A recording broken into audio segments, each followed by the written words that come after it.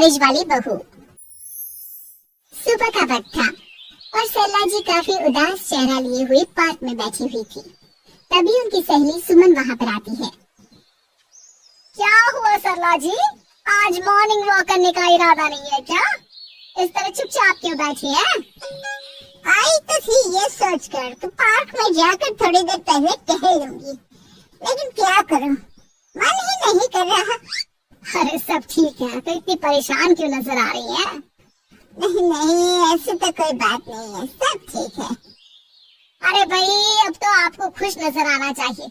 अभी कुछ महीने पहले तो बेटी की शादी हुई है, घर में नई बहू आई है, आपके चेहरे पर तो रौनक नजर आनी चाहिए।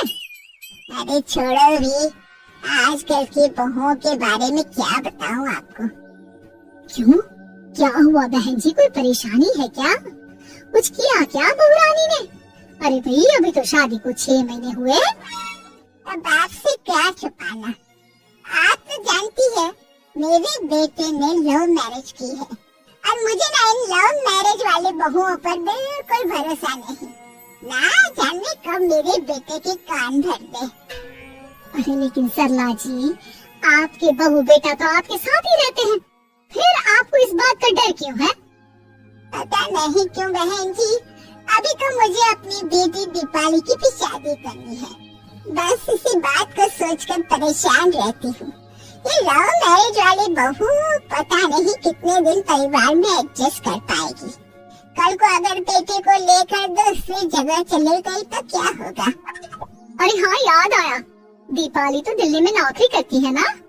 हाँ, बहुत अच्छी नौकरी लगी है उसकी। और आप किसी से कहना मत, अपने ऑफिस में साथ में काम करने वाला कोई लड़का उसे बहुत पसंद है, बता रही थी मुझे। लेकिन अभी तो आप कह रही थी कि आपको लव मैरिज और इन सब में भरोसा नहीं है।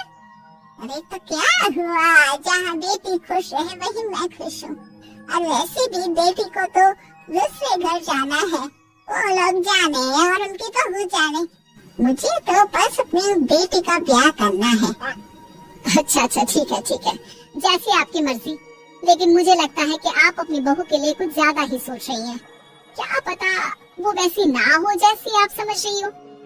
सरला जी अपनी जगह से उठते हुए कहती है, अब ये तो भगवान जाने, बस मेरी बेटी दीपाली की शादी उसकी पसंद से हो जाए तो मैं गंगा नहा लूं। चलिए बहुत देर हो गई है, मैं भी अब घर जाती हूँ। अच्छा ठीक है, मैं भी चलती हूँ। अगले दिन जब सरला जी अपने घर पर बैठकर चाय की चुस्कियाँ ले रही थी, तभी उनकी बहू वहाँ पर आती है। मम्मी जी, मैंने एक जगह नौकरी के लिए अप्लाई किया था और वहाँ से सब कुछ पॉजिटिव आया है। मैं भी नौकरी करना चाहती हूँ ताकि घर के खर्चों में थोड़ा हाथ बटा सकूं। अरे बहू, तुम्हें नौकरी करने की क्या जरूरत है? मेरा बेटा अच्छा खासा कमाता है, क्या तुम्हें किसी बात की कोई कमी है? तभी सरला जी का बेटा वहाँ पर आता है। भाई माँ, उसे किसी बात की कमी नहीं है, लेकिन वो इतनी पढ़ी लिखी है और अगर नौकरी करना चाहती है तो हमें उसे नौकरी करने देना चाहिए। कुछ पैसे घर में आएंगे, हम सबकी मदद हो जाएगी। तुम तो ऐसे कह रहे हो बेटा जैसे ये घर तुम्हारी पत्नी की कमाई पर ही चलता है। अरे नहीं मम्मी जी, इनके कहने का ये मतलब नहीं है, बस मेरी ही नौकरी करने की इच्छा थी, इसलिए आपकी परमिशन चाहते हैं। अब भाई, मेरा बेटा तुम्हें लव मैरिज करके घर में लाया है, मैं तुम्हें कुछ कैसे कह सकती हूँ? जो मर्जी आए करो। सरला जी का बेटा और बहू वहाँ से चले जाते हैं। अब उनकी बहू नौकरी करना शुरू कर देती है। कुछ ही दिन बाद सरला जी की बेटी दिल्ली से अपने घर आती है और अपनी माँ से कहती है, माँ, मैंने आपको बताया था ना, मुझे अपने ऑफिस में साथ काम करने वाले एक लड़के से बहुत प्यार है, मैं उससे शादी करना चाहती हूँ। माँ, हाँ, तो मैंने कब मना किया? अगर तुम उसे पसंद करती हो तो उसके घर वालों को कहो, हम आपस में बात करके तुम्हारी शादी तय कर देते हैं। अरे लेकिन माँ, एक बहुत बड़ी परेशानी है। क्या परेशानी है बेटा? माँ, वो लड़का बहुत अच्छा है, लेकिन कुछ ज्यादा ही पैसे वाले घर से उसके माँ बाप। उन्हें मेरे और उसके रिश्ते से वैसे तो कोई परेशानी नहीं है, लेकिन वे चाहते हैं कि शादी 5 स्टार होटल में हो। अरे ऐसे कैसे? हम तो मिडिल क्लास लोग हैं, हमारे लिए 5 स्टार होटल में शादी करना कोई आसान काम थोड़ी ना है। लेकिन माँ, मैं क्या करूँ?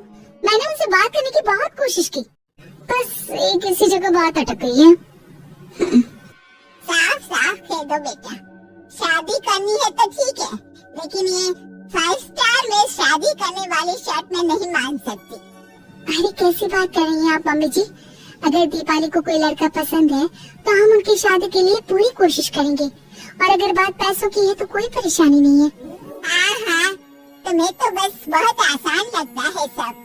जिस तरह तुमने मेरे बेटे से इतनी आसानी से शादी कर ली, सारे काम उतने आसानी से नहीं होते।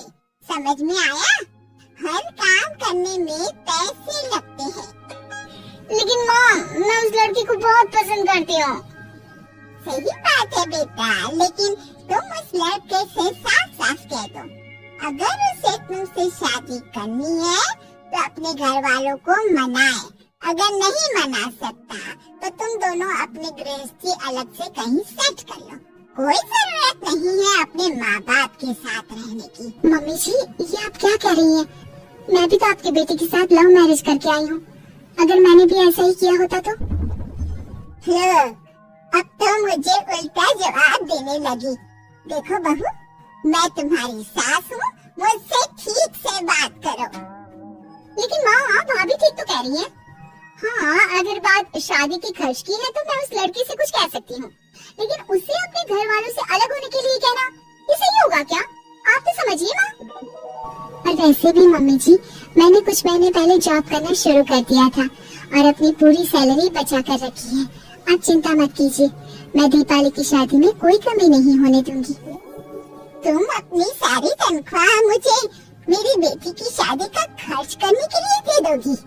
हाँ माँ, मैंने भाभी को पहले ही सब कुछ बता दिया था और वो इस बारे में सब कुछ जानती थी, इसीलिए उन्होंने पहले ही नौकरी करनी शुरू कर दी ताकि मेरी शादी धूमधाम से हो सके। तभी सल्ला जी का बेटा वहाँ पर आता है। देखा माँ, जैसा हम हर समय समझते हैं वैसा होता नहीं है। आपको लव मैरिज करने वाली बहू से नफरत थी ना, लेकिन अपनी ही बेटी की लव मैरिज पर आपको कोई एतराज नहीं था।